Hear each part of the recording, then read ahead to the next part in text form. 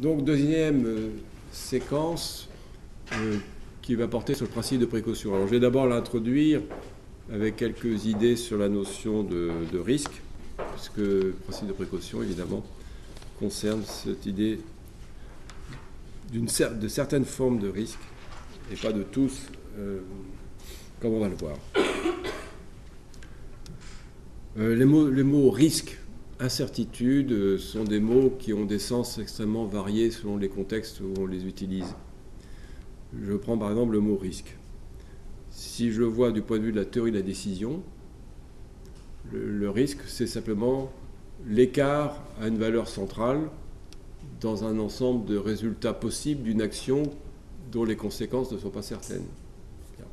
Donc il y a l'idée d'une action qui a des conséquences possibles au moment où l'action est considérée. Et si on prend, évidemment, comme le font les économistes, l'idée que ce qui compte, c'est les résultats monétaires, le gain, la perte, il y a une valeur centrale espérée, mettons 100, et puis il y a une dispersion autour de cette valeur centrale, soit 90, soit 110, et l'écart 90-110, c'est le risque. Valeur centrale, 100, qui est la valeur espérée. Bien. Donc le risque, c'est neutre, du point de vue de la théorie de décision. Ça désigne simplement le fait qu'on n'a pas de connaissances certaines à l'avance sur les résultats d'une action que l'on engage. Car l'action, elle dépend de phénomènes qu'on appelle contingents. Vous jouez à l'auto, vous n'êtes pas sûr de gagner. C'est une action contingente. Contingente à plusieurs titres. Nombre de gens qui vont jouer et mettre de l'argent. Si vous êtes seul à jouer, vous n'allez pas gagner grand-chose de toute façon. Bon, etc. Donc, il y a plusieurs types de contingences. Mais le fait que les actions ne donnent pas de résultats certains, ça couvre l'essentiel des actions de la vie quotidienne. Vous prenez le train, vous espérez arriver. J'espère avec vous. Mais c'est pas sûr. Il y a quand même des accidents de train. Bon, plus fréquemment, il y a des retards de train. Et parfois, il y a des retards conséquents. Donc, vous avez une présomption que si vous prenez le train, vous allez arriver à une certaine heure là où vous voulez, mais il est possible que vous arriviez à une autre heure ailleurs. Bon. Et alors à ce moment-là, on en parle dans la presse, on en fait une histoire, etc. Bon. Vous prenez la voiture, c'est encore moins évident que d'être sûr que vous allez arriver. Bon. Parce qu'il y a des accidents, il y en a quand même de nombreux. Enfin, etc. Je pourrais multiplier les exemples. Et vous mangez un concombre et vous vous retrouvez à l'hôpital. Bon, vous voyez, c'était pas prévu. Bon, enfin, un concombre ou bien des graines, si j'ai bien compris, maintenant, c'est bon, possible. Donc voilà, ça c'est la situation de risque. Vous avez engagé une action et on n'est pas sûr du résultat. Et le risque, c'est l'ampleur de l'écart sur les résultats possibles auxquels vous vous attendez. Une vision neutre. Vision pas neutre du tout, la notion de risque dans la société du risque de Ulrich Beck, le sociologue allemand, qui nous explique que c'est un nouvel âge de la société moderne, post-industrielle, que de se réorganiser autour de la thématique du risque, parce que nous avons compris que le risque, ce n'est pas seulement ce qui nous vient de la nature, les bactéries, voilà, mais le risque, c'est ce que l'industrie produit. L'industrie produit des biens et des mots. Et que la question de savoir comment ces biens et ces mots sont distribués dans la société devient la question majeure, du point de vue politique, nous dit Ulrich Beck. Et surclasse la question de la lutte des classes, par exemple. C'est ce qu'il affirme, je ne dis pas que c'est vrai, mais c'est la théorie de Ulrich Beck, c'était là. Alors vous voyez que quand Ulrich Beck parle de la société du risque, il vise un concept bien plus large, englobant, chargé, etc., que la notion de risque neutre de la théorie de la décision. Mais c'est le même mot. Pareil pour l'incertitude. On peut l'employer en un sens général, on peut y donner une connotation subjective. L'incertitude, c'est mon état mental face à une situation de risque. Je me sens incertain parce que je ne sais pas bien quelles vont être les conséquences de mon action ou dans quel contexte cette action va se réaliser. On peut faire de l'incertitude une notion englobante et dire le risque, c'est une sous-catégorie de l'incertitude. quand deux propriétés sont réunies. Et c'est ce que fait la théorie de la décision de manière classique. Le risque est qualifié par la description exhaustive des états du monde possibles, c'est-à-dire des résultats du monde, des résultats de mon action possible. Ça peut être A, B, C ou D, mais ça ne peut pas être autre chose. Et d'autre part, je connais les probabilités de manière fiable sur la réalisation de A, B, C ou D. Là, c'est ce que, de manière technique, on appelle le risque. Et c'est pour ça que ce risque-là, il est calculable et il est assurable. Qu'est-ce que c'est que l'assurance? C'est un contrat par lequel des individus cèdent leur risque à un autre qui accepte de le prendre sur lui, moyennant rémunération, évidemment. C'est un transfert de risque. Mais ce transfert de risque n'est acceptable par le tiers que s'il peut calculer les conséquences de cette prise en charge de nouveaux risques et qu'il y trouve quand même un intérêt économique puisque c'est une activité commerciale dans le cas d'assurance privée.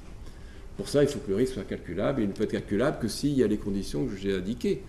On connaît de manière exhaustive les résultats possibles et on connaît les probabilités de réalisation de ces résultats. Vous jouez au dé, le dé n'est pas pipé, vous savez calculer les probabilités pour que le 6 se produise 3 fois de suite. Bon, c'est calculable. Maintenant, si on vous met une somme plus ou moins importante, vous pouvez prendre le risque ou pas, enfin, etc. de jouer. Je vous laisse apprécier. L'incertitude, dans ce contexte-là, qu'est-ce que c'est? C'est ce qui n'est pas le risque au sens précis que je viens de décrire. C'est-à-dire, 1, on ne dispose pas de probabilité fiable sur les résultats de l'action. Pourquoi? Parce qu'on a affaire à des phénomènes qui ne se répètent pas ou qui ne relèvent pas d'une loi, d'une loi logique. Quand on parle de dés, on n'a pas besoin de tirer les dés pour faire des calculs de probabilité ou de tirer de l'observation du nombre de cas où le 1, le 2 ou le 3 ou le 4 ou le 6 qui sort. C'est une affaire logique. On sait que c'est un sixième pour chacun, et donc vous avez beau tirer 10 000 fois, vous allez retrouver cette fréquence-là. Maintenant, si le dé est pipé, alors là, évidemment, c'est intéressant de faire l'expérience pour voir ce qu'il en est, et savoir qui gagne plus, et s'il faut beaucoup de miser. Là, c'est une loi logique pour les dés. Pour les accidents de voiture, les inondations, etc., on observe ce qui s'est passé dans le passé, parce qu'on considère qu'on a affaire à une classe d'événements répétitifs, de même nature, et qui se répètent de manière aléatoire. Donc l'observation passée informe sur l'avenir. Et donc on peut tirer des fréquences passées, une probabilité pour l'avenir. Et c'est là-dessus que est fondé évidemment le calcul d'assurance. Maintenant, il y a des situations qui ne relèvent pas de la répétition d'un événement déjà connu dans le passé, de manière récurrente et nombreuse, mais qui apparaissent avec une charge de nouveauté importante, et qui ne relèvent pas d'un cas logique comme le jeu de dés. À ce moment-là, quelle est la base pour calculer et déterminer des probabilités? Il n'y en a pas. Alors, certains disent, et il y a des théories mathématiques depuis Savage qui se sont fondées là-dessus, de toute façon, les probabilités, c'est des croyances, et donc tout le monde se fait forcément une croyance sur la chance que telle ou telle chose se réalise. Vous croyez au changement climatique? Vous ne croyez pas. Vous croyez à la bactérie du concombre? Là, vous ne croyez pas, enfin, etc. Alors chacun peut dire, oh, moi je ne crois pas, parce que les concombres, quand même, vu la tête qu'ils ont, je ne vois pas pourquoi. Alors, voilà, certains peuvent croire ça, ou bien ils vont invoquer les astres. Madame Machin aurait dit à la radio, si vous êtes bien à la confluence entre, je ne sais pas quoi, Mars et je ne sais quoi, le concombre va vous faire tel effet ou pas. Bon. Chacun a des croyances qui tirent d'où il veut. Peut-être. Et pour les décisions privées, après tout, pourquoi pas, si les gens sont contents comme ça. Les hommes d'affaires, sans doute pas. Mais dans la vie quotidienne, après tout, chacun se règle en fonction de ce qu'il veut. Mais ça ne va pas nous convaincre dans le domaine de l'action collective, où il s'agit de risques collectifs, où il fallait donc prendre des décisions publiques. Parce que les croyances des uns et des autres, si vous croyez que ce sont les astres qui font votre vie, c'est votre affaire. Mais est-ce que vous allez penser qu'on va faire une politique publique en fondant les actions d'un gouvernement sur l'idée qu'après tout, c'est peut-être les astres, et qu'on va se fier à cela.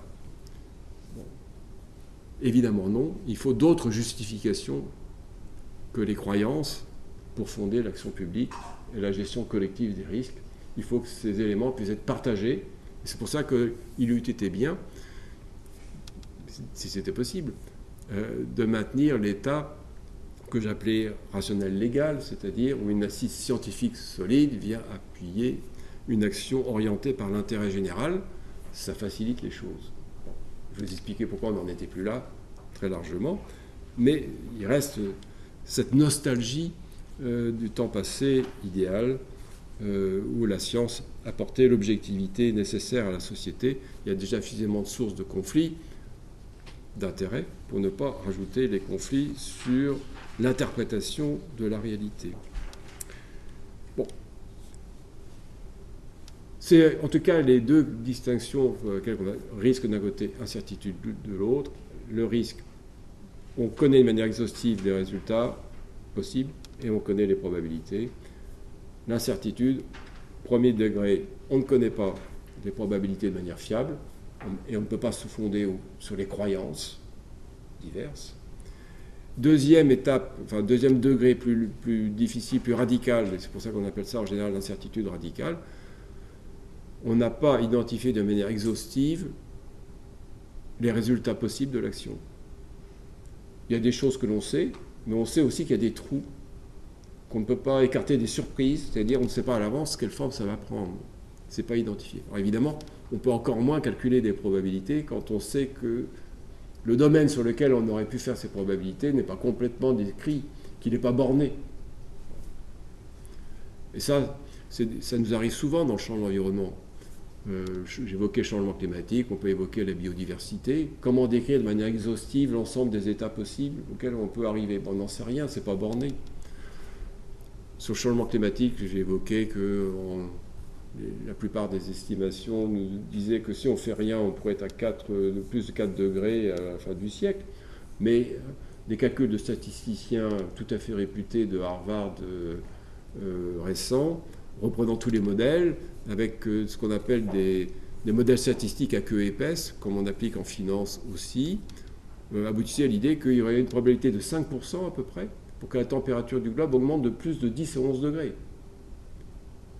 Et plus 10 à 11 degrés, aucun naturaliste ne peut décrire à quoi ressemble la planète. Quels sont les systèmes vivants qui ont survécu? Alors là, c'est la bouteille à l'encre. Donc, vous voyez bien que les 5%, c'est énorme. Hein. On aurait un ingénieur qui construit un pont qui dit « Oh, il y a 5%, il peut s'écrouler par an ». On ne dirait pas que c'est un bon ingénieur. Et là, apparemment, c'est le genre de risque que l'on prend collectivement à l'échelle de l'humanité avec le climat. Mais on ne sait pas décrire ce qui va se passer à ce moment-là. Donc, ce n'est pas borné. Probabilité sur des modèles, c'est plus une probabilité sur la réalité. Ça devient compliqué à manier ce concept de probabilité. L'exercice avait pour but, dans le cas de ce chercheur de Harvard, de montrer que les probabilités étaient contingentes au modèle que l'on choisissait pour représenter les probabilités. Que si on prenait un modèle gaussien classique, on aboutissait possiblement à une sous-estimation des événements extrêmes, qui en fait se produisent plus souvent que ce que l'on croit avec cette théorie.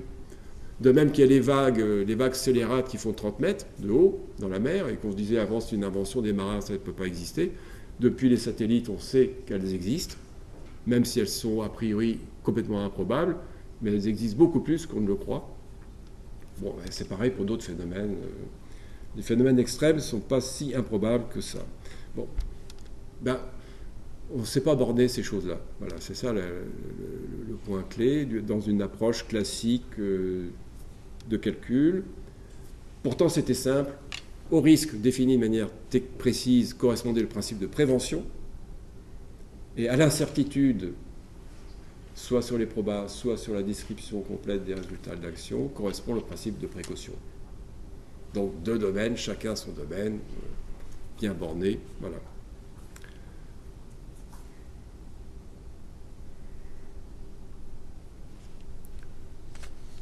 J'ai employé le mot principe. Bon, controverse, je vais laisser ça tomber. J'ai déjà évoqué rapidement, mais je n'ai pas beaucoup de temps là. Ce qui va nous intéresser, c'est les controverses scientifico-sociales. C'est l'imbrication. Quand des scientifiques interviennent dans la scène politique sous la forme d'alerte en disant « je veux vous prévenir qu'il y a quelque chose, il faut agir ». Professeur Bellepomme, vous le connaissez? Bon, c'est un cancérologue qui a pris des positions très violentes de rupture par rapport à l'incidence des facteurs environnementaux sur la cancérogénèse, sur la nécessité d'interdire un certain nombre de substances. Enfin, il a fait un appel de Paris, beaucoup de choses. Il était intervenu, je crois, pas sur le chikungunya, mais sur une autre... j'ai oublié le terme. Enfin bref, il y a des gens qui interviennent comme ça, ils sont... J'imagine il a une compétence, il est professeur de cancérologie, il intervient en milieu hospitalier, enfin bref, il a a priori toutes les compétences. Puis il intervient dans la scène publique, politique, sur la base de ses compétences. Et puis il y a des acteurs économiques qui interviennent dans la scène scientifique. ExxonMobil, les cigarettiers n'ont cessé d'avoir des stratégies explicitement conçues pour influencer la représentation scientifique des problèmes, en fonction de leurs intérêts, naturellement. En finançant ce qu'on appelle des labos, en finançant des think tanks, en diffusant des mises en doute systématiques. Il y a plusieurs bouquins qui sont sortis récemment qui documentent les stratégies très précises, faites d'ailleurs par les mêmes gens dans différents domaines, dans le domaine de la chimie, dans le domaine des cigarettes, dans le domaine des impacts environnementaux, du changement climatique, etc. Les mêmes cabinets de consulting. Comment produire du doute dans la société là où la science n'en a pas. Bon. Donc, on voit très bien que ces situations d'univers controversés croisent des scientifiques qui interviennent dans le champ sociopolitique, disons, et des acteurs économiques, idéologiques, éventuellement. Les ONG font à peu près pareil dans leur mobilisation des savoirs scientifiques. Ils prennent ce qui les intéresse et ils laissent ce qui ne les intéresse pas pour moduler l'image scientifique qui est diffusée soit auprès des responsables politiques, soit auprès du grand public. Alors ça nous crée des problèmes particuliers, évidemment, pour la crédibilité de l'expertise. Alors ce que je voudrais maintenant, plutôt ayant dit ça, c'est, sur le principe de précaution, commencer à distinguer principes, critères et règles. Car il y a beaucoup d'ambiguïté sur ces trois mots, facilement confondus, disons, sous la forme des attentes attribuées, par exemple, au principe de précaution. Un principe, qu'est-ce que c'est? C'est un énoncé abstrait. Bon, vous allez me dire d'accord, qui doit donner des repères pour faciliter le jugement sur des cas concrets. Mais le principe ne donne pas la solution à l'attitude à avoir face au cas concret. Il donne les repères simplement pour étayer le jugement, mais ce jugement doit se nourrir aussi des informations empiriques sur le cas concret. Donc on n'applique pas un principe comme on applique une règle du code de la route, comme le feu rouge et le feu vert. Au feu rouge, vous arrêtez. Il n'y a pas à discuter de savoir si oui ou non il n'est pas tout à fait rouge. Il est rouge, vous arrêtez. Voilà. Et à vert, vous avez le droit de passer. Pas de problème. Le principe n'est pas de cette nature-là. Et on va le voir avec le principe de précaution. Dans son énoncé, si je le retrouve, je vais pouvoir vous connaissez l'énoncé du principe de précaution? Non? Je l'ai quelque part, mais il faut que je le retrouve. Voilà. On a deux textes français qui disent ce que c'est que le principe de précaution. Un texte qui date de 1995, dans la loi Barnier, de renforcement de la protection de l'environnement, intégré désormais au code rural et au code de l'environnement, et qui nous dit, donc, il énonce les différents principes sur lesquels sont fondées la politique d'environnement dans ce pays. C'est la reprise de principes qui se trouvent dans le traité de Maastricht, donc communautaire. Mais la loi Barnier donne une définition, ce que ne fait pas le traité de Maastricht.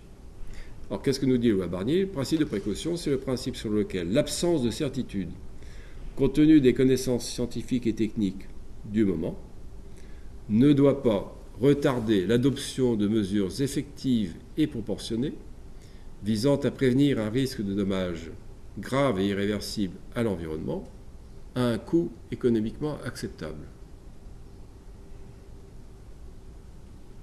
Il faut tout ça. Donc on voit que, première idée dans ce texte, l'exigence de précocité dans la prise en charge d'un risque suspecté, puisqu'on n'a pas de certitude scientifique. Il est suspecté simplement. Et on nous dit, l'absence de certitude ne doit pas retarder l'adoption de mesures. Et d'où ça vient?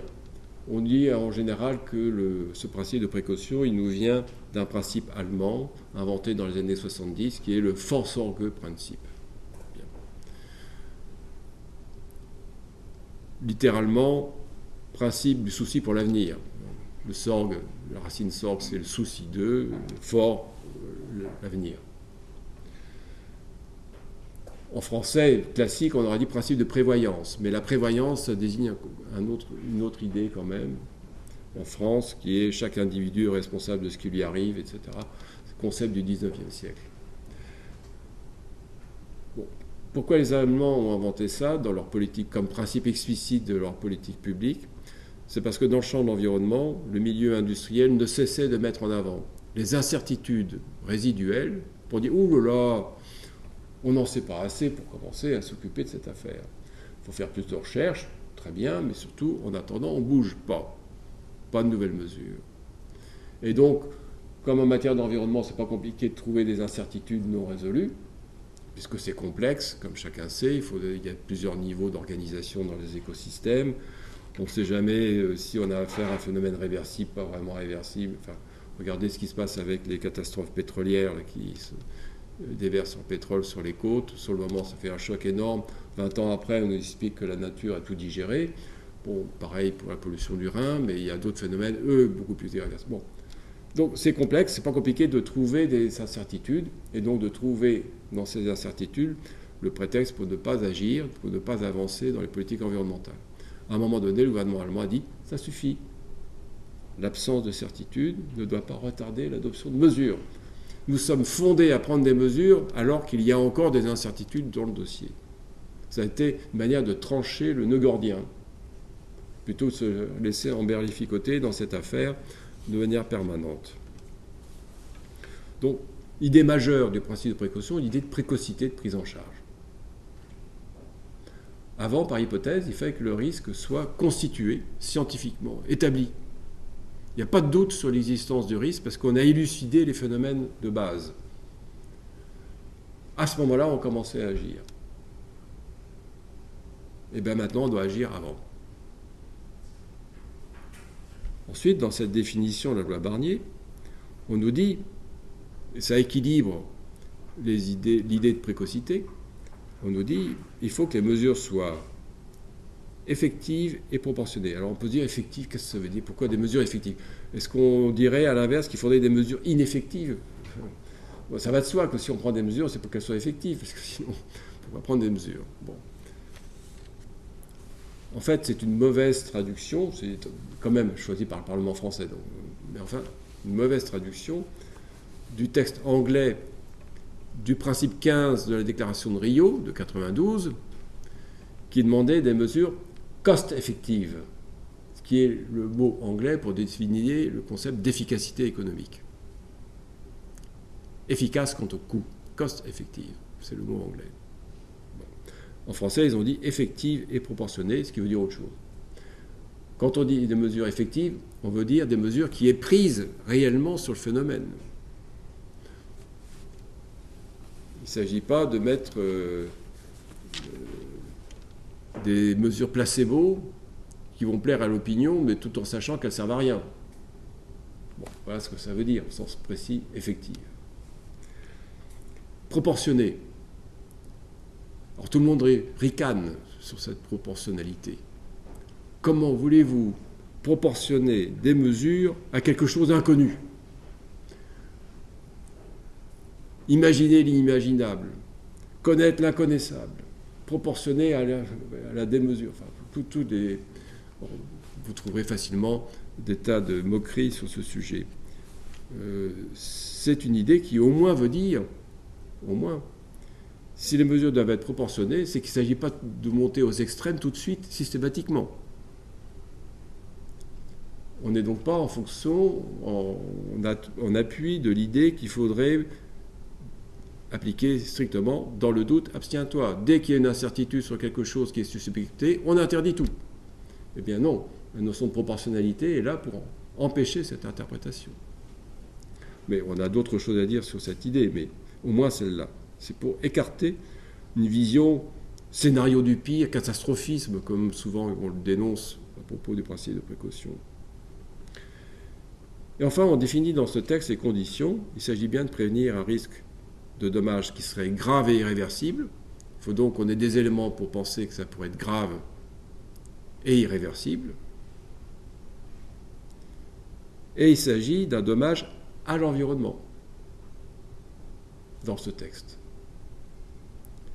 Et si ça ne suffisait pas, on nous rajoute, et en plus, il faut que ce soit à un coût économiquement acceptable. Ce qui renforce l'idée de proportionnalité que j'évoquais tout à l'heure. Parce que si le texte veut bien dire que même s'il y avait un risque de dommage grave et irréversible à l'environnement, mais que le coût serait jugé économiquement insupportable, eh bien on ne le fait pas. Ce n'est pas un texte qui donne une primauté à la préservation de l'environnement, mais qui donne la primauté au caractère supportable, économiquement acceptable d'une action. Et tant pis pour l'environnement si on trouve que ça coûte trop cher. Enfin. Donc ce n'était pas une avancée absolument bouleversifiante, pour reprendre une expression.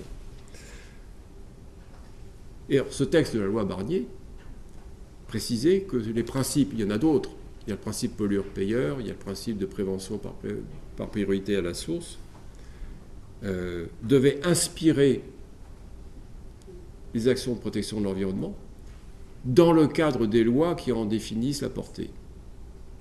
Donc en plus, le texte de loi disait cette loi n'est pas applicable, parce qu'il faut des lois pour l'appliquer.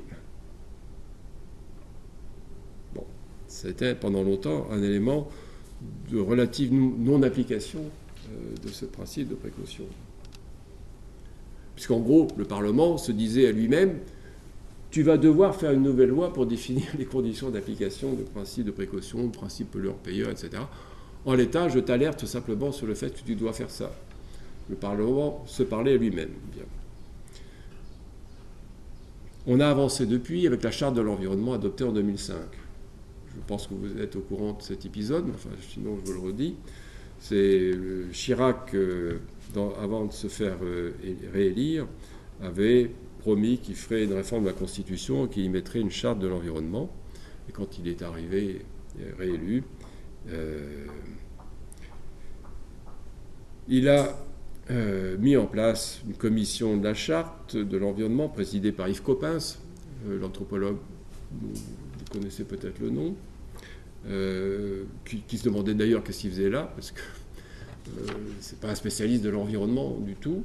Enfin, c'était une notoriété scientifique. Et après consultation dans 10 régions françaises, après l'élaboration par cette commission de la Charte de l'environnement appuyée par un comité scientifique dont je faisais partie et un comité juridique, on a abouti à une proposition de texte sur lequel les membres de la commission Coppens ne se sont pas accordés. Certains ne voulaient pas de principe de précaution dans le texte de la charte, qui aurait valeur constitutionnelle. Certains voulaient une formule très neutre, et d'autres voulaient un texte beaucoup plus actif, et c'est la voie qu'a retenue le président Chirac. Alors qu'est-ce que nous dit ce texte? Ce n'est pas très différent du précédent, mais ce n'est pas tout à fait le même non plus. Lorsque la réalisation d'un dommage bien qu'incertaine en l'état des connaissances scientifiques. On retrouve l'idée d'incertitude scientifique comme contexte.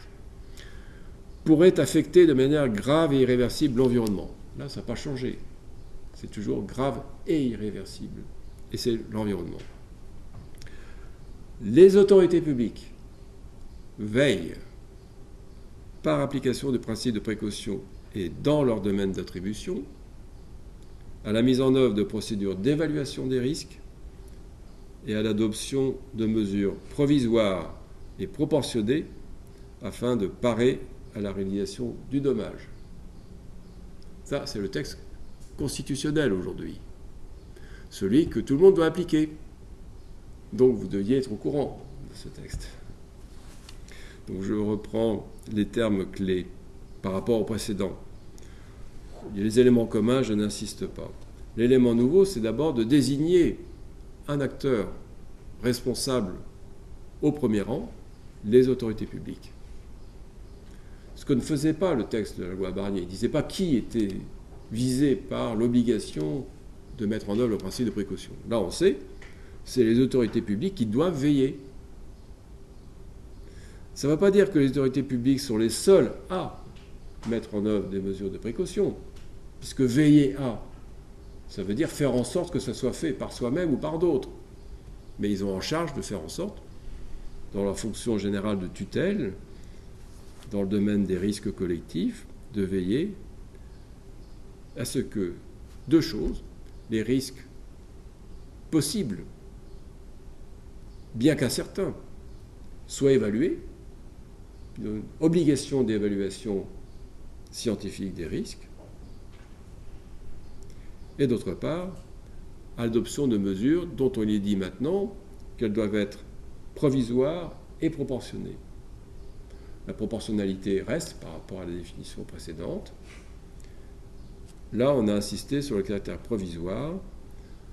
Provisoire, pourquoi ? Parce que dans la mesure où on agit dans un contexte d'incertitude scientifique, on a une présomption que les connaissances vont s'améliorer et qu'on en saura plus demain qu'on en sait aujourd'hui.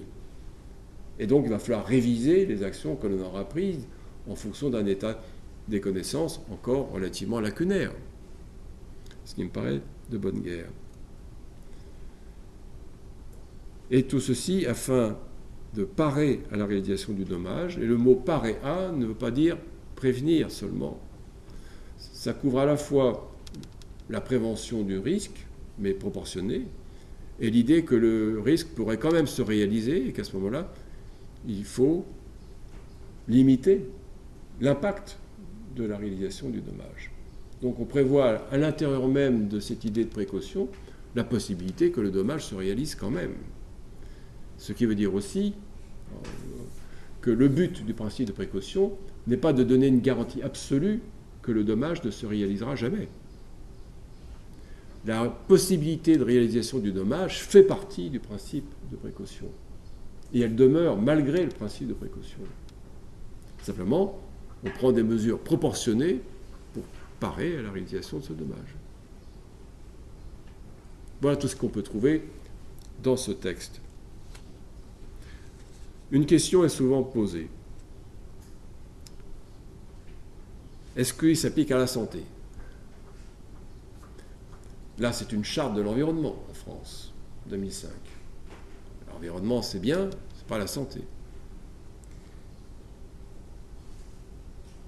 Alors là, on peut dire deux choses importantes.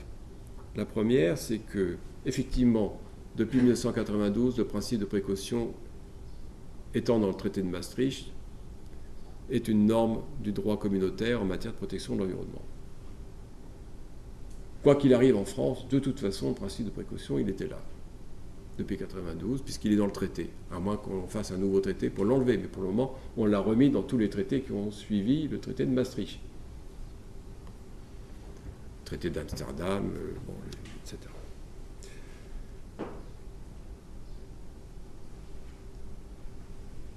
Mais il y a eu l'affaire de la vache folle que j'évoquais déjà, 1996, l'embargo, qui a été décidé par la Commission européenne à l'annonce des Britanniques sur la transmission à l'homme.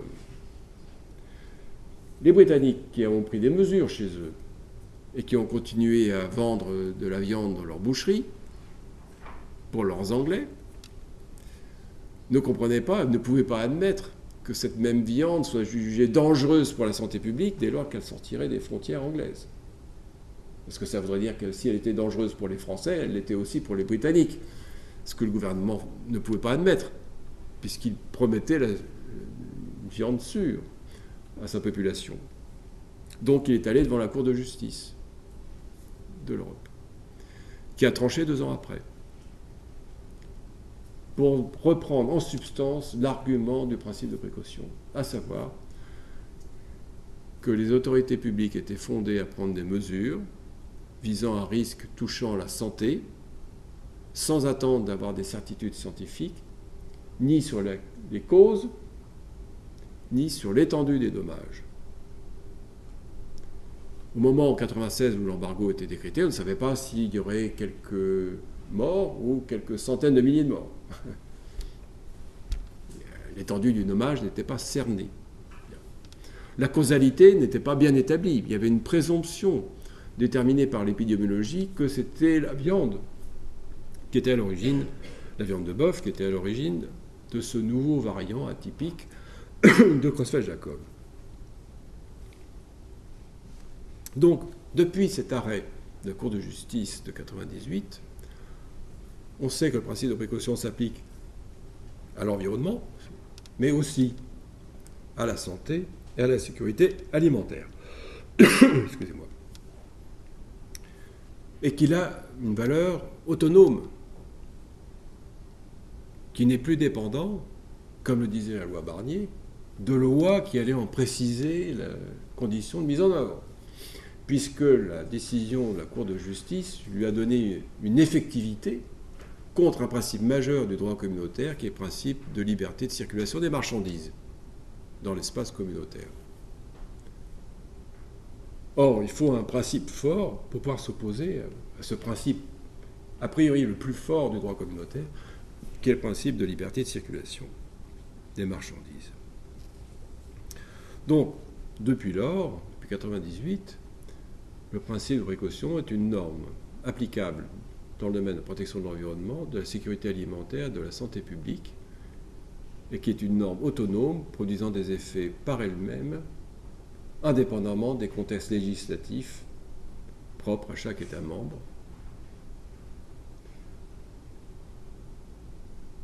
Donc il s'applique à la santé. Deuxième élément d'appréciation, la France s'est dotée en 2004, avant la vote de la Charte de l'environnement, qui a été entrée en vigueur par une décision du Congrès, c'est-à-dire la réunion du Sénat et de l'Assemblée nationale en février 2005. Donc en août 2004, la Charte était déjà élaborée, avait déjà été soumise, avait fait déjà un vote conjoint de l'Assemblée nationale et du Sénat, mais n'avait pas été soumis au Congrès. Le vote conjoint, enfin le double accord du Sénat et de l'Assemblée nationale avait eu lieu en juin 2004. Bon. En août 2004, le Parlement adopte une loi de santé publique. J'ai oublié son nom, les noms exacts. C'est un nom un peu à rallonge. Je crois qu'il définit les principes généraux, etc., de la santé publique. Ils définissent, dans le cadre de cette loi, ils réorganisent différentes choses. Ils évoquent les agences, ils organisent la régionalisation, enfin, bon, des choses diverses. Et définissent 9 principes de la santé publique. Je l'ai quelque part. Les 9 principes de la santé publique de la loi 2004-806 du 9 août. Bien. Principe de connaissance. Principe de réduction des inégalités. Principe de parité. De protection de la jeunesse. De précocité. D'efficacité économique, d'intersectorialité, de concertation et d'évaluation. Bon. Je ne vais pas insister là-dessus, sauf pour dire le principe de précaution ne fait pas partie des principes de santé publique explicitement reconnus dans la loi de santé publique de 2004. alors que le principe de précaution a été reconnu par la jurisprudence européenne en 1998, qu'il est dans le texte de la loi Barnier depuis 1995 et dans le texte du traité de Maastricht depuis 1992. Bon, c'est pour vous montrer la résistance importante du milieu médical au sens large vis-à-vis du concept de principe de précaution.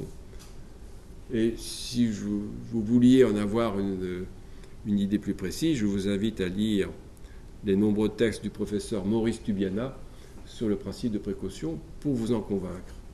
Il y a aussi des textes de l'Académie de médecine sur le sujet. L'Académie de médecine, par exemple, avait pris position très fermement contre la présence du principe de précaution dans le texte de la Charte de l'environnement de 2005. Bon. Le président Chirac a passé outre, mais le milieu médical, de manière générale, y est hostile pour deux raisons. C'est un principe qui ne vient pas de chez eux, il vient d'ailleurs, il vient du champ de l'environnement. Donc ils n'avaient pas besoin de quelque chose qui ne vient pas de chez eux. Ils avaient, nous disent-ils, élaboré de longue date une doctrine adaptée à leur champ d'intervention, une doctrine propre à la médecine de soins, médecine préventive aussi. Et puis, il y a eu une affaire malheureuse autour de l'affaire du sang contaminé, quand l'affaire était venue devant le Conseil d'État dans les années 80, début des années 90, pour déterminer la responsabilité de la transfusion sanguine dans la dissémination du sida. Le rapporteur au Conseil d'État avait formulé la chose suivante: en l'absence de certitude, une hypothèse non invalidée doit provisoirement être tenue pour valide.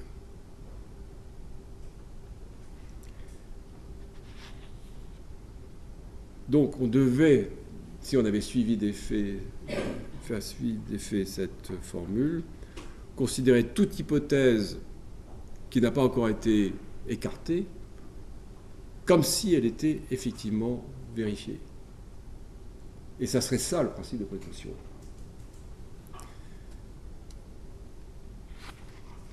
Pire, en 1998, le Conseil d'État a fait un rapport, comme il fait chaque année. Il y a le rapport public annuel du Conseil d'État où il reprend sa jurisprudence de l'année, mais où il y a une première partie qui propose une réflexion du Conseil d'État quand même sur un sujet important. Et le sujet choisi par le rapport 98, c'était la responsabilité en santé publique. Ils évoquent à un moment donné le principe de précaution. Et alors, ils cherchent à caractériser ce principe et ils le définissent par l'obligation de toute personne publique ou privée d'apporter la preuve de l'absence de risque.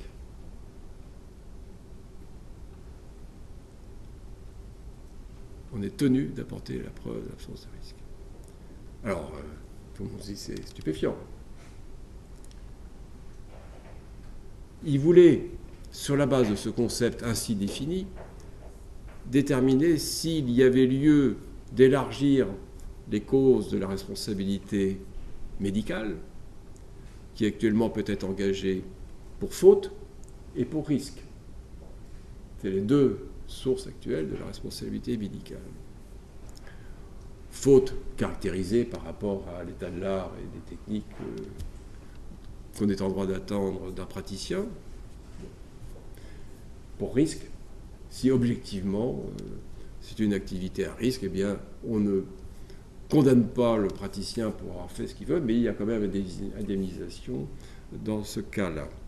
Et là on voulait savoir s'il y avait lieu de rajouter un troisième motif qui était le principe de précaution comme nouvelle source de la responsabilité médicale. Vous imaginez qu'avec la définition qu'ils se sont donnée, ils ont répondu que non.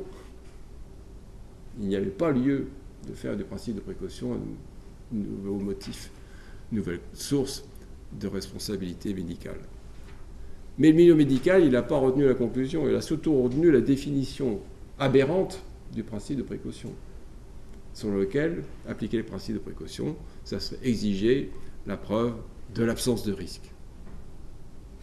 chose qui ne se trouve pas dans les textes antérieurs de la loi Barnier et d'autres textes internationaux sur le principe de précaution.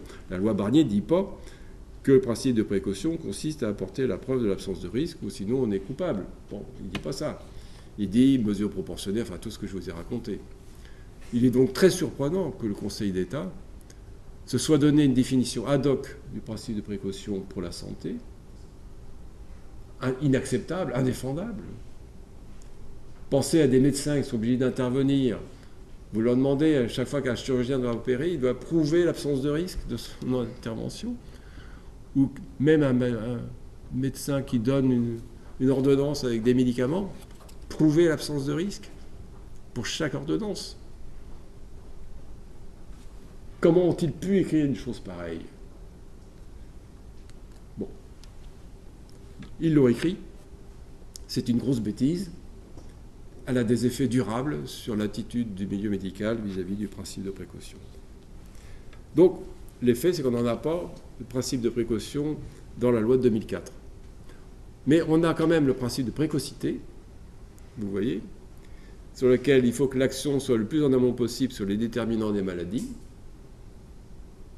Vous avez le principe d'évaluation, qu'on a retrouvé dans la charte de l'environnement, obligation d'évaluer des risques. Et vous avez l'idée d'efficacité économique, ce qui est le cost effectiveness de la définition du principe de précaution de Rio. Donc on voit que le principe de précaution en tant que tel n'y est pas, mais que finalement plusieurs de ces ingrédients s'y trouvent. La précocité, l'efficacité, donc la proportionnalité de l'action, et reposant sur une évaluation. Puis il y a aussi les autres éléments qui sont des éléments de valeur, la parité, hommes-femmes, la protection de la jeunesse, qui sont des choses importantes, mais qui ne touchent pas au contenu du principe de précaution. Donc, ce deuxième élément est intéressant. En substance, le principe de précaution, il est dans cette loi, même s'il n'est pas nommé.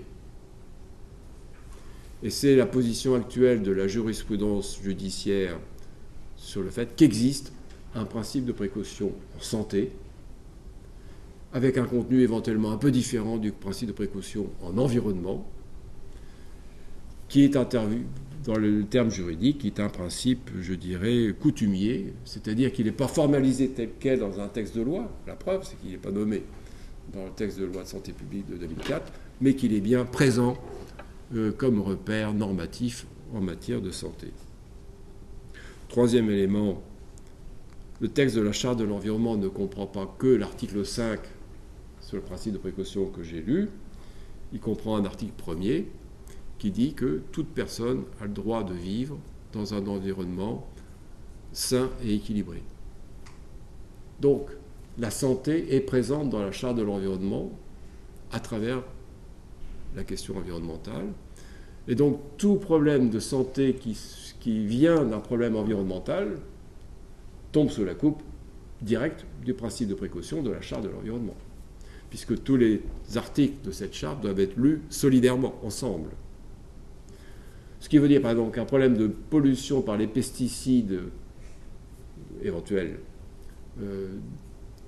qui provoquerait des problèmes de santé aux agriculteurs ou à d'autres relève directement du principe de précaution, puisque c'est par le biais d'une contamination de l'environnement que l'aspect santé apparaîtrait. Pareil pour les métaux lourds. En revanche, la grippe H1N1, non.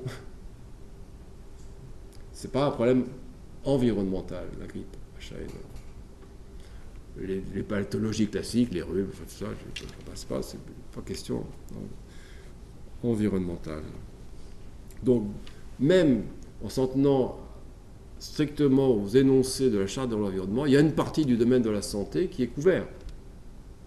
Contrairement aux affirmations des ministres qui ont dit à l'époque, le domaine de la santé est exclu de la Charte de l'environnement, le principe de précaution ne s'y applique pas.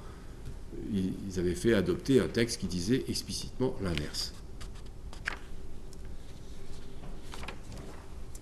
Bon, alors ayant dit toutes ces choses-là, tout à fait intéressantes, on a les repères.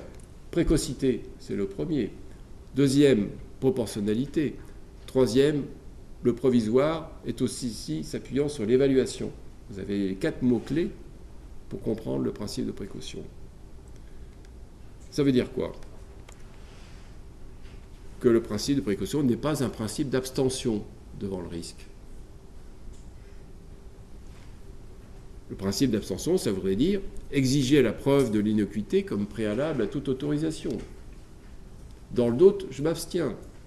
Tant que je ne suis pas sûr, j'interdis. Eh bien, le principe de précaution, c'est un concept tout à fait distinct de celui-ci. Or, cette définition, exiger la preuve de l'innocuité, qui n'est pas défendable, de manière générale, c'est la manière dont des ONG comme Greenpeace veulent interpréter le principe de précaution. Si vous lisez des textes de Greenpeace, ils vous disent le principe de précaution demande d'apporter la preuve de l'innocuité avant que un OGM, une biotechnologie, une nanotechnologie, une antenne relais, etc., soit installée ou acceptée. Prouvez l'absence de dommages et après vous aurez le droit d'y aller. Et alors, je n'aurai pas le temps de le faire aujourd'hui, mais l'idée d'innocuité à prouver, ça impliquerait que l'on vise le dommage zéro, l'innocuité c'est l'absence de dommage, comme norme générale. Qu'ensuite, on inverse la charge de la preuve, et troisièmement, qu'on se focalise sur le scénario du pire. Puisqu'il y a plusieurs scénarios possibles, puisqu'on est en situation d'incertitude, il faudrait donc que le scénario du pire soit sans dommage. C'est ça que ça veut dire. Prouver l'innocuité en situation d'incertitude scientifique. Individuellement, aucun de ces ingrédients n'est défendable, ils le sont encore moins quand ils sont ensemble. Le dommage zéro, en situation de rareté économique des moyens, qui sont celles de la santé publique, comme vous le savez, comme dans les autres domaines, on est obligé d'arbitrer entre minimiser les dommages ici et les dommages ailleurs. Mais on ne peut pas dire je veux le dommage zéro partout. Pas d'accident de la route du tout, il faut interdire les voitures, tout court. Pas d'accident alimentaire, il faut interdire tous les fromages. Pas d'incident ici, etc. C'est ça que ça veut dire. Bon. Personne ne serait vraiment satisfait de cette idée. On interdit la circulation automobile, on interdit les fromages, on interdit les concombres, parce qu'il pourrait y avoir des bactéries, etc. Inverser la charge de la preuve. C'est une des sources de mésentente avec les anglo-saxons et notamment les Américains. Parce que l'élaboration qui a été faite par un certain nombre d'experts et de militants aux États-Unis, c'est que le principe de précaution consiste à inverser la charge de la preuve. Que jusqu'ici, c'est celui qui se prétend victime d'un dommage qui doit apporter la preuve du dommage. Ça, c'est le droit actuel, en France comme ailleurs. Et le principe de précaution, à leurs yeux, aurait pour conséquence de dire que c'est celui qui a introduit un produit, une technique, qui doit au préalable prouver qu'elle n'est responsable d'aucun dommage. Par exemple, le producteur de concombres aurait dû prouver ex ante, avant d'arriver à la frontière allemande puis française, etc., qu'il n'était pas porteur de bactéries susceptibles de provoquer quoi que ce soit. Alors, tous azimuts, hein. Là, on pense à la bactérie parce que c'est l'actualité, mais il aurait dû prouver qu'il n'est pas responsable d'autre chose, de toutes les maladies possibles et imaginables. Comme préalable au fait qu'on autorise qu'il entre sur le territoire. Bon. C'est une exigence qui paraît démesurée. Je vous soulignerai simplement qu'une décision toute récente de la Cour de cassation française, saisie d'un cas particulier, comme toujours en matière juridique, d'un éleveur qui avait un troupeau de bovins qui pâturait sous des lignes à haute tension, donc de réseau de distribution d'électricité, trouvait que son troupeau avait des problèmes, les vaches avaient des mammites, il y avait des phénomènes bizarres, les porcs commençaient à se bouffer entre eux, bon, voilà. Des comportements aberrants qui témoignaient d'une mauvaise santé. Il a attribué cela à la présence de ces lignes à haute tension et donc fait une action en justice qui est d'abord passée en première instance, en cour d'appel, et là on était en cassation. Et alors, le motif invoqué par le plaignant qui venait en cassation, c'est qu'en appel, on l'avait rejeté son propre appel sur le jugement de première instance. Et il invoquait le principe de précaution, le fait qu'il y avait des travaux qui montraient que les champs électromagnétiques pouvaient avoir des incidences sanitaires, que ça pouvait altérer, ça pourrait provoquer des cancers, que ça pouvait provoquer une mauvaise santé chez certains animaux, qu'il y avait bien qu'il n'y ait pas de pathologie particulière induite par ces champs électromagnétiques, un truc identifié comme le cancer de la plèvre avec l'amiante, par exemple, c'est une signature. Bon, il n'y avait pas l'équivalent. Il n'y a pas de maladie particulière, il y avait toutes sortes de maladies, mais globalement, ils étaient en mauvaise santé, bon, paraît-il. Mais les travaux scientifiques ne concluaient pas de manière unanime sur l'affaire. Il y en a qui disent qu'il y a, d'autres qui disent que pas du tout, que c'est pas vrai, que ça ne tient pas. Et la Cour, je passe sur les détails, finit par conclure que la Charte de l'environnement ne modifie pas les conditions de preuve que les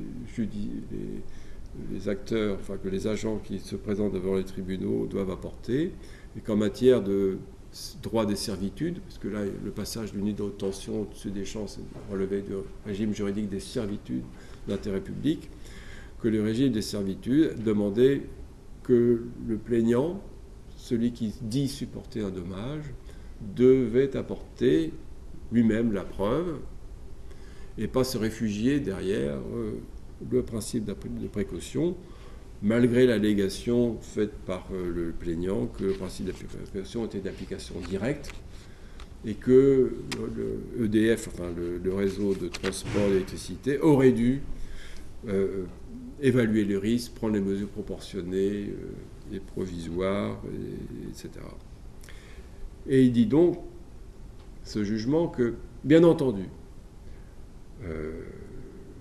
il ne fallait pas que le plaignant apporte la preuve scientifique, ils le disent explicitement, de l'existence des dommages, mais il a fallu quand même des présomptions fortes, graves et convergentes sur l'existence de ce dommage. Donc une présomption de causalité vraiment très bien étayée, et qu'en l'état, elle ne l'était pas, et elle a été déboutée. Et en plus, il doit payer les frais de justice. Voilà. Cette décision du 6 mai dernier, c'est la plus récente décision de la plus haute instance judiciaire en droit civil français, sur donc la manière de caractériser l'application des principes de précaution dans un conflit qui relève non pas du tribunal administratif et donc du Conseil d'État, donc mettant pas en présence un particulier et l'État, mais mettant en présence deux acteurs particuliers, on va dire, réseau de transport d'électricité d'un côté et un éleveur de l'autre. Les conditions de preuve ne sont pas modifiées, donc il n'y a pas d'inversion de la charge de la preuve, ce que soutenait le plaignant. Il n'y a pas d'application directe du principe de précaution comme source d'obligation d'indemniser un dommage éventuel si on ne prend pas en charge, etc. etc. Donc c'est pour vous donner l'information la plus récente sur le sujet, mais de toute façon, le principe d'abstention, à mon avis, c'est un mauvais concept, même s'il est défendu par certains, et le principe de précaution, de toute façon, s'en distingue. J'ai parlé de proportionnalité, c'est là-dessus que je terminerai. Qu'est-ce que ça veut dire, proportionnalité? Une notion mystérieuse. Bon.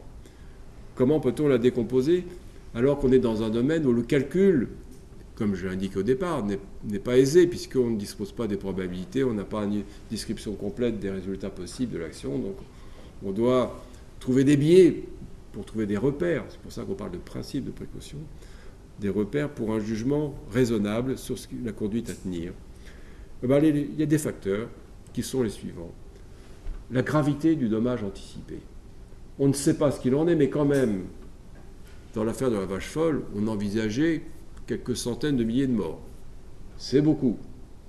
Mais rappelez-vous que pour la grippe H1N1, on se disait que ça pourrait aller jusqu'à 30 millions de morts, en ayant en tête l'épisode de grippe qu'on a eu en 1918-1919, par là, j'oublie la date exacte, sur une souche qui était proche. Bon. Donc, à l'échelle mondiale, bien entendu. Donc, même si c'est beaucoup, quelques centaines de milliers de morts, c'est beaucoup moins que plusieurs centaines de millions. Ça permet déjà de calibrer un peu. En presse, la réalité était très inférieure, notamment parce qu'on a pris des mesures. Donc il y a toujours une idée de certaine gravité. Là, qu'est-ce qui s'est passé avec ces bovins? Bon, ils étaient malades, finalement, l'éleveur, il les a déménagés un petit peu, il les a changés d'endroit, et puis voilà tout. Bon, c'était pas quand même le sort de la planète qui était en jeu. Il y avait une idée de gravité, et on peut douter qu'il s'agisse d'un problème environnemental. Bon, et il n'était pas grave et irréversible. Enfin, si on donne un sens au mot, la centrale de Fukushima, oui, là c'est grave et irréversible à l'échelle humaine. Ça, je suis d'accord pour cette qualification. L'incidence sur son troupeau, je ne pense pas que c'était des qualifications qui étaient adaptées.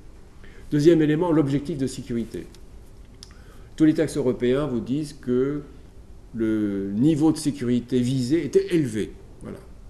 En matière de santé publique comme en matière environnementale, les textes européens disent que l'Europe ne s'est pas faite au rabais du point de vue de la sécurité, santé, environnementale.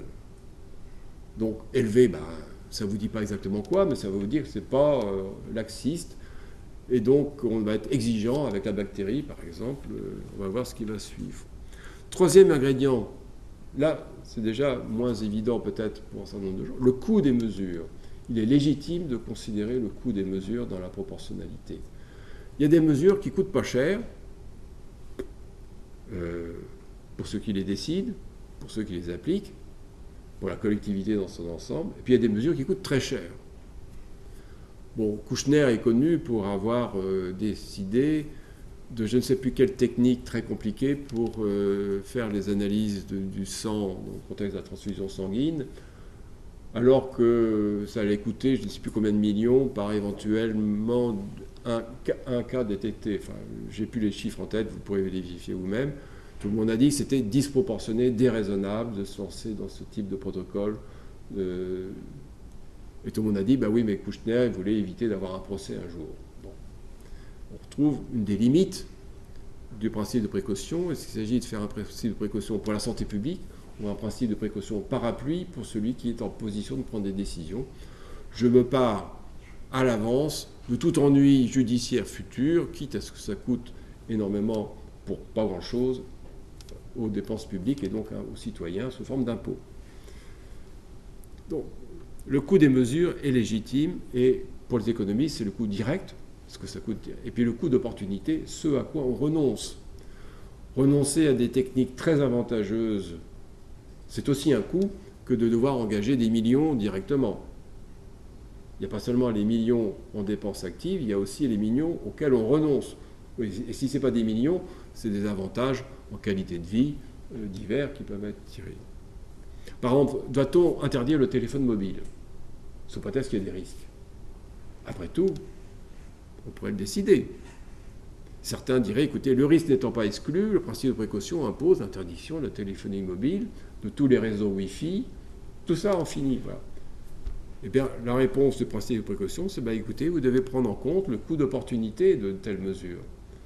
Tous les aspects positifs, tous les gens qui, finalement, sont sauvés parce qu'ils ont un problème et puis ils appellent avec le téléphone portable, on vient les chercher à temps et comme ça ils ne meurent pas, par rapport au nombre de morts qu'on aurait éventuellement un jour dans 40 ans à cause de la téléphonie mobile. Mettez ça en balance. Ça fait partie du raisonnement. Quatrième élément, qui est encore moins évident peut-être à partager, ce que j'appelle la consistance scientifique des hypothèses de risque, ou équivalent dans ma terminologie, la plausibilité, qui n'est pas la probabilité. Vous savez ce que veut dire quand on dit c'était un repas consistant. Il y en avait dans l'assiette. Bien. Voilà. Là, c'est en ce sens-là que je prends le mot consistance, pas au sens d'un néologisme anglais qui voudrait dire cohérence, mais consistance. C'est-à-dire quelle est l'épaisseur du dossier scientifique à l'appui des hypothèses touchant ce risque. Est-ce que c'est quelque chose qu'on n'a pas en fait regardé, que personne n'a regardé, et on se pose juste une question? Ou est-ce que ça fait 30 ans qu'on fait des recherches dessus et qu'on n'a pas trouvé vraiment de choses convaincantes? C'est ça qu'il s'agit de juger à cette aune de la consistance scientifique des hypothèses. Est-ce qu'on a des éléments empiriques à l'appui? Est-ce qu'on a un embryon de théorie ou pas? C'était des éléments qu'on avait à propos de la théorie de la vache folle. Il y avait déjà Posiner qui avait fait des travaux, pas sur la vache folle évidemment, mais sur d'autres types de pathologies, sur la possibilité de transmission par des prions pathologiques. Donc un nouvel agent pathologique, non conventionnel, comme on disait à l'époque. Il y avait des éléments, mais en l'occurrence, pas de causalité établie, mais on ne partait pas de rien. Le principe de précaution ne s'applique pas à l'ignorance. Il s'applique à des éléments pour lesquels il y a des éléments scientifiques suffisants. Et ceci a été confirmé à plusieurs reprises par la Cour de justice européenne. Le simple risque théorique, la simple hypothèse lancée en l'air, ne peut pas justifier le déclenchement du principe de précaution. Il faut apporter du biscuit, comme on dirait vulgairement. Il faut des éléments scientifiques qui attestent, qui viennent étayer la suspicion formulée. Puis enfin, dernier élément important, la capacité de dénouement de l'incertitude, puisqu'on nous dit qu'on doit prendre des mesures provisoires qui doivent être révisées en fonction de l'avancée des connaissances. Le type d'incertitude auquel on a affaire va-t-elle être facile à dénouer, ou est-ce qu'elle est là pour toujours parce qu'elle est intrinsèque à l'état des savoirs ou... Pensez par exemple à un dossier qui nous occupe depuis fort longtemps, l'impact cancérogène des expositions à très faible dose de radioactivité. On sait très bien qu'il y a des effets de dose mortels, on sait très bien qu'il y a des effets de dose avec pathologie statistiquement induite, puis en dessous, on ne sait pas. Alors jusqu'ici, il y avait une convention qui dit posons une relation de linéarité entre la dose et le degré d'impact épidémiologique. Mais c'est une convention. Il n'y a aucun élément qui vienne l'appuyer. Est-ce qu'il s'agit là d'une incertitude qu'on va pouvoir lever avec plus de recherche à un horizon assez proche? Ou est-ce que, par définition, on est condamné à vivre dans ce non-savoir possible de l'effet des faibles doses radioactives? Bon, c'est pas moi qui vais vous répondre, je ne suis pas médecin, je ne suis pas spécialiste, je suis simplement capable de vous poser cette question. De la réponse à cette question va évidemment dépendre le régime d'action qu'on peut prendre. Si on se dit avec 6 mois de recherche, on va avoir la réponse, vous avez un type de mesure qu'on peut prendre aujourd'hui qui est très différent si on vous dit, écoutez, pour 50 ans, on ne sait pas. Donc c'est le dernier élément caractéristique, évidemment, des facteurs de proportionnalité de l'action, c'est-à-dire le calibrage des mesures à prendre. Conclusion, peut-être, alors, de ma part, parce qu'on peut prolonger, mais... Le principe de précaution correspond à une bonne doctrine, telle que l'on a en Europe, qui a été fixée depuis l'an 2000 à peu près, puisqu'on a à la fois un texte de la Commission européenne, une résolution adoptée lors du sommet de Nice, qui a adopté le traité de Nice, donc une validation politique par tous les gouvernements de cette doctrine, et ensuite le Parlement européen a validé le même texte. Donc on a les 3 instances centrales de la gouvernance européenne qui se sont mis d'accord sur les mêmes idées sur comment interpréter le principe de précaution, et ça date de l'an 2000. Nous sommes maintenant simplement dans le domaine de il suffit de mettre en œuvre cette doctrine. Ça n'a pas été fait. Pourquoi? Parce que les pouvoirs publics en France ne se sont pas dotés d'une administration du principe de précaution, c'est-à-dire d'un ensemble de procédures de mise en œuvre de ce principe.